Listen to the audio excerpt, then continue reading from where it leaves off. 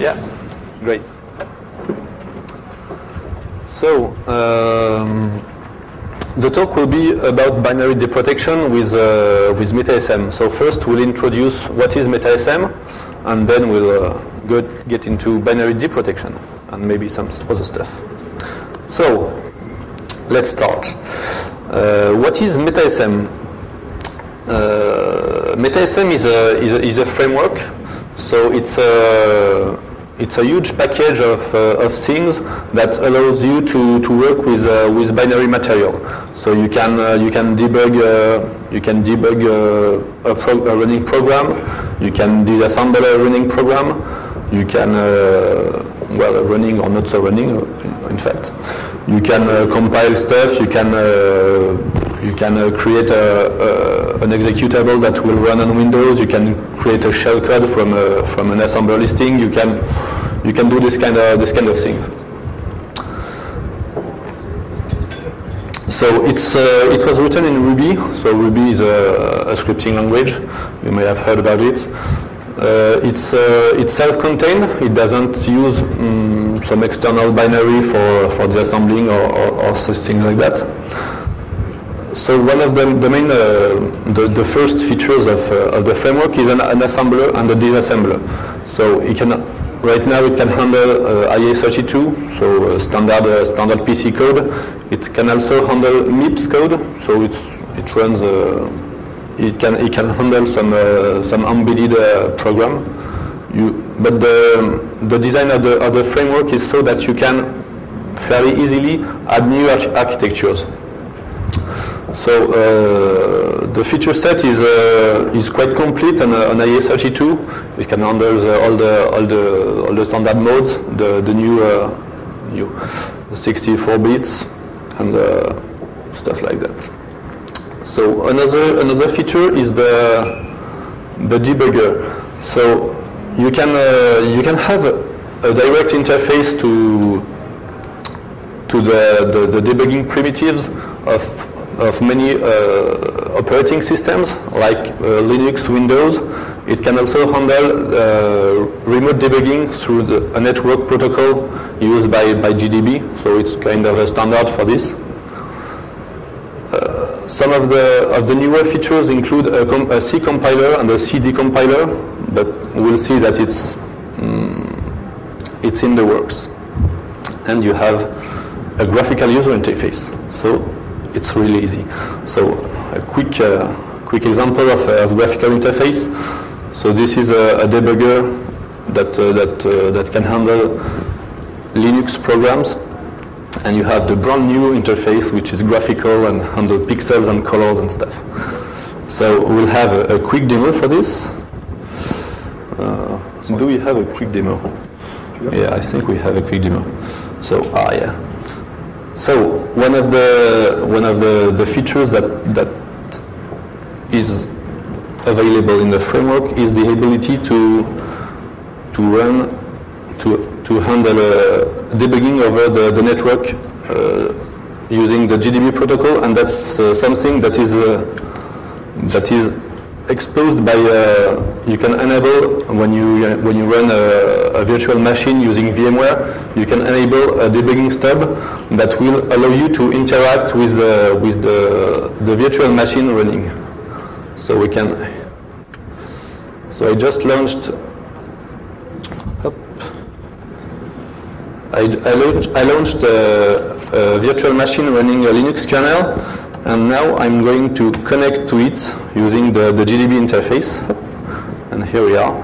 So now we have a wonderful guy GUI that has just stopped the virtual machine from running, and we can now interact at the lowest level with the virtual machine state. So now we can have remote kernel debugging and stuff like that. You can single step, you can import symbols, you can have all kind of neat features. You can have backtraces that's useless here, but so it's just a quick demo to show that, well, it works. In fact, it didn't work, and I needed to fix bugs just before the presentation, but it will work in a few hours with the released version. So, okay, that's done.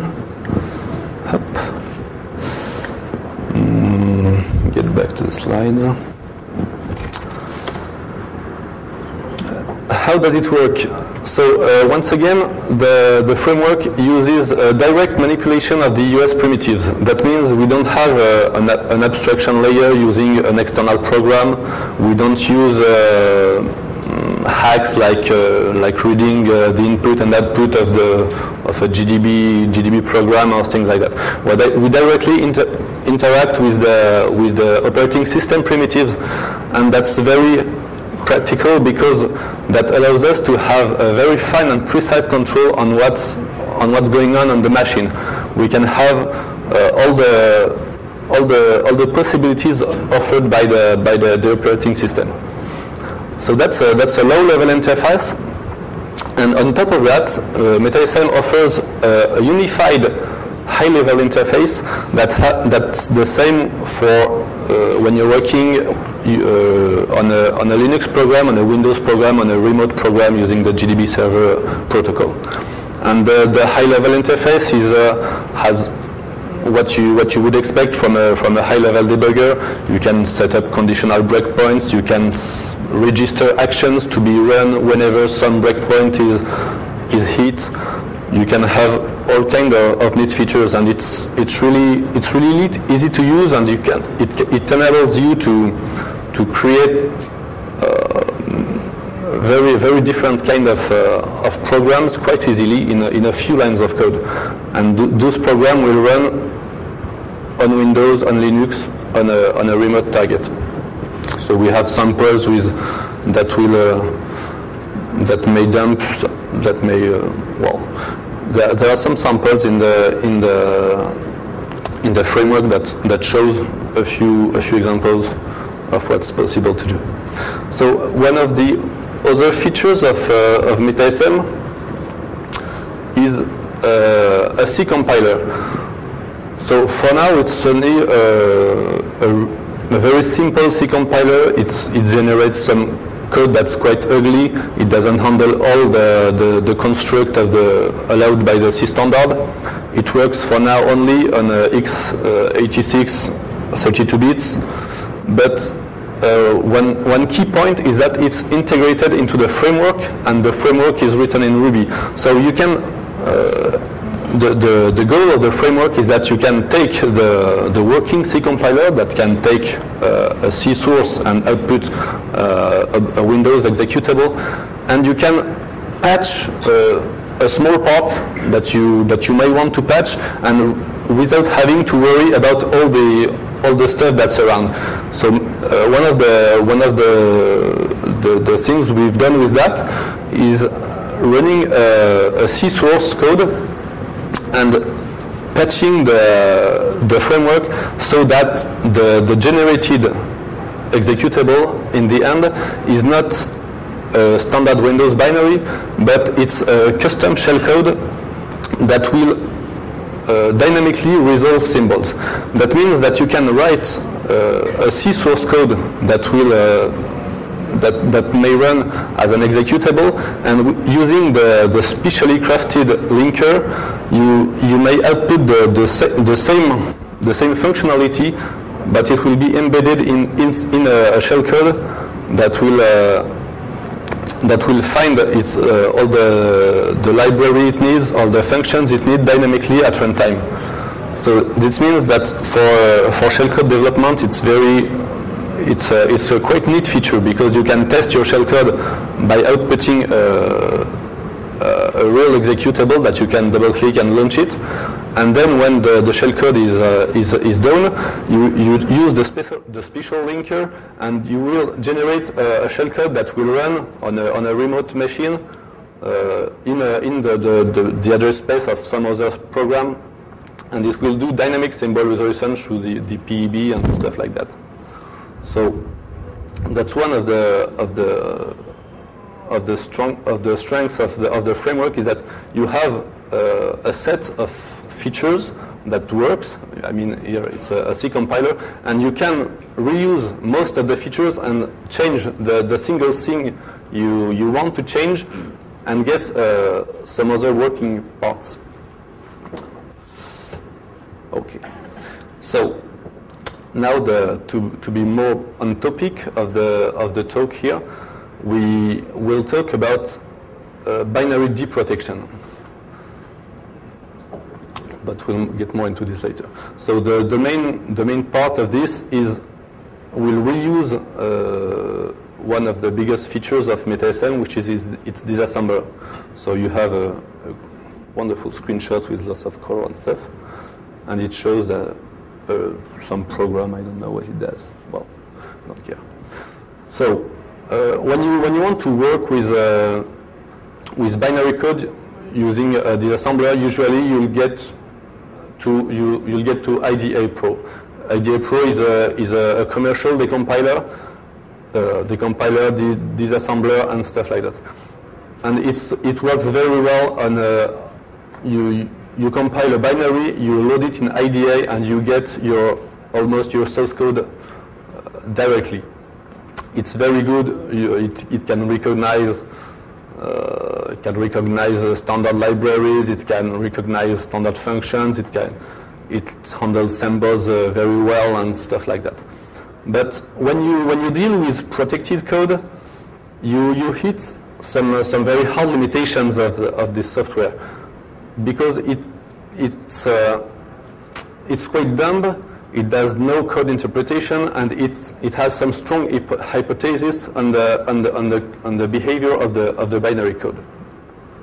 So to see some of those hypotheses, we'll see that when IDA analyzes a program and finds a conditional jump, it will assume by default that both branches are taken.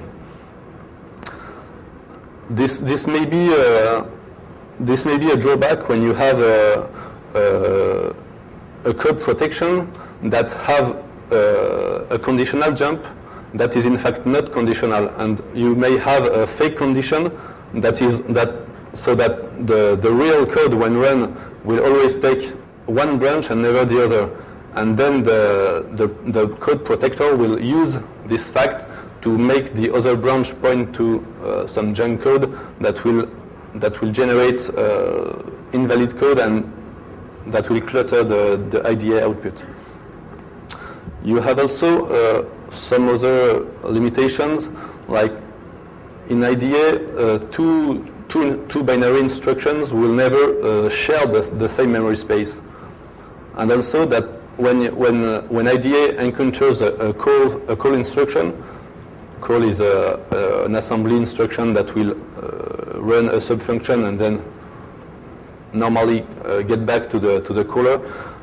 IDA assumes that the call will return, and many code obfuscators abuse this hypothesis and fool IDA. So we'll see an example of such protection. So here starts the item listing. We have some code, a call instruction, and then we have something that people familiar with assembly will find very strange. It's a OutSB instruction. It shouldn't be there. It just never happens in real code.